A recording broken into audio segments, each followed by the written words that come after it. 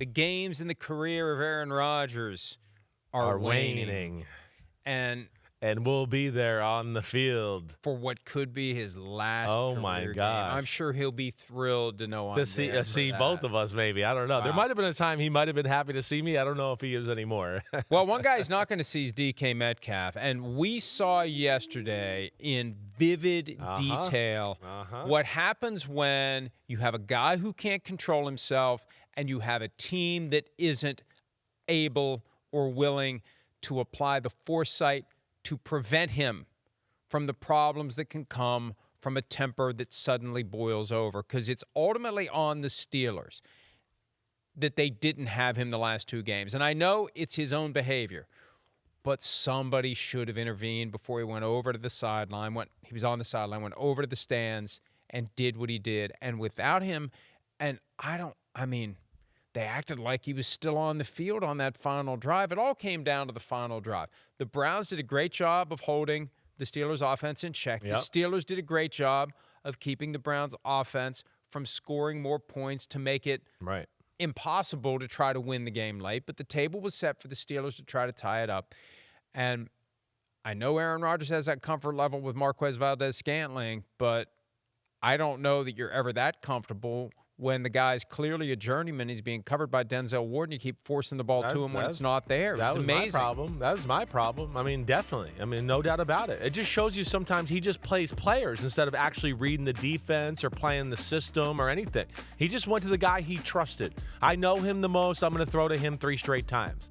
Right? And within that, again, there wasn't like there was people wide open here or anything. On this play here, maybe could have thrown to Kenneth Gainwell over the middle. I'd love to show that package again, guys, if he can just one more time. But, yeah, this was a DK Metcalf game, as you heard me say last night on the Football Night in America. I mean, this was the Cleveland Browns. They play as much man-to-man coverage as anybody in football, if not the most. They crowd the line of scrimmage. They stop the run, and they go, we're going to play that way. Here's a post route. Right? Denzel Ward knows it's coming, first off. This is maybe the one place somebody was open, and I don't know where Rodgers is throwing that, but on the other side, he had a little double move, and the guy was open, but he never looked over there. And then here again goes back to Marquez Valdes-Scantling with a guy that is having an incredible year and has had an incredible career and is no doubt one of the best corners in the NFL. So that's what's shocking.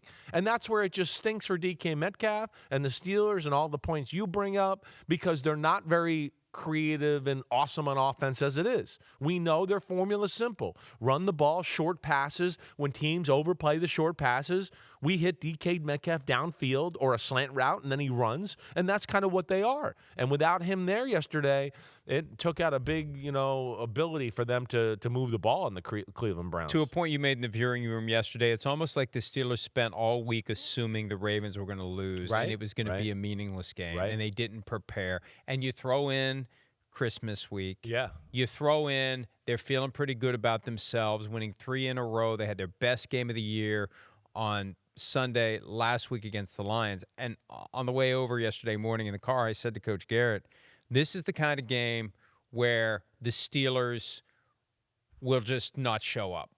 And they didn't early on. I thought they would lose because I did think that the Ravens would lose the night before and it would be a meaningless game. I probably would have mulliganed. I probably would have mulliganed if I would have had the chance. Yeah. But I said this is the kind of game where when you don't expect it, like the Steelers are the ultimate. When you expect them to lose, they win. When you expect them to win, they lose. They are a little type that of way. a team. And the stat from last night, Pete found this, and it's astounding to me. And it speaks to a lack of focus when you're playing a much lesser team. Yeah. The Steelers are winless in their last 5 games. This dates back to 2020, but there is some commonality starting with the head coach. Back to 2020, they are 0-4-1. It's the longest winless streak in league history against teams that are 8 or more games under 500 when they play them. And it really is stunning. The whole list goes like this. 2020, the Steelers were 11-2. The Bengals were 2-10-1. The Bengals beat the Steelers. In 2021, the Lions were 0-8. The Steelers were 5-3. The Lions tied the Steelers that day.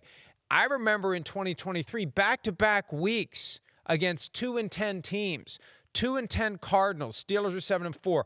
Cardinals beat them. 2-10 Patriots. Steelers are 7-4. Patriots beat them. And then yesterday. Yeah. That's the fifth one. Yeah, right. So, hey, look, we're on Team Tomlin. But, man, that's a hell of a trend. It's crazy, actually. Where you have a team that you should be able to beat that is far less than you, because we know the Steelers are always going to be at or above 500. Right. A team rolls in 8 or more games under 500, and they beat you, and you can't beat them 5 straight times. That's troubling. It's hard to put logic around it. Other than that, I would tell you in those years, I mean, their biggest problem is kind of what we saw yesterday. Their offense isn't very good to put some teams that are lesser away at times. I think that's the big problem, right? And like their defense plays well enough, like it did yesterday, to win a football game. But I think we've seen a lot of this since 2020 and the end of Ben Roethlisberger's career in there, where it's finagled offense. It's not like you feel like they can attack and just do whatever they want. Hi, it's Mike Florio. Thanks for watching PFT on YouTube. Hit subscribe for the latest news and analysis from Pro Football Talk.